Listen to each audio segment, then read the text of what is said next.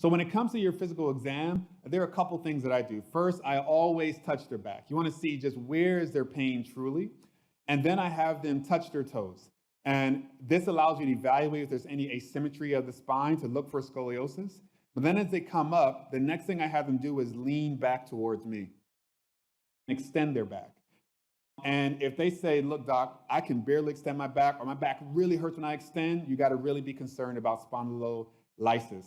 And then you just check their overall exam. This is something that anyone can do in clinic. Have them walk on their toes, have them walk on their heels, see if they can walk in a straight line, almost like they're walking on a rope. This overall checks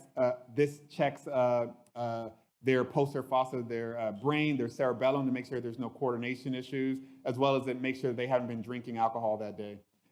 Then you have them hop up, that was a joke. Then you have them hop up and down on one leg. This overall checks their strength. Then you want to check their patellar reflexes as well as their Achilles reflexes, as you see me doing here. And again, these are all things. You do not have to be an orthopedic surgeon to do this exam. Particularly, I feel that there are a lot of pediatricians listening to this.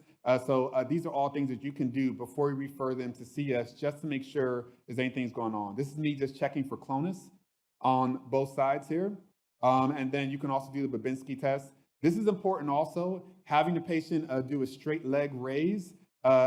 Make sure that if there's any shooting pains going down the leg, particularly posteriorly, then you might be dealing with potential disc herniation, which could be a potential source of their back pain. And then I flex their hip up to 90 and extend their knee to check how tight their hamstrings are. And these are all things you can do to try to localize the source of the pain. Most people, you should be able to get their knee completely straight. If it's much less straight than that, then you might be dealing with significant hamstring tightness. And if anyone checks themselves, I think a lot of us have really tight hamstrings overall.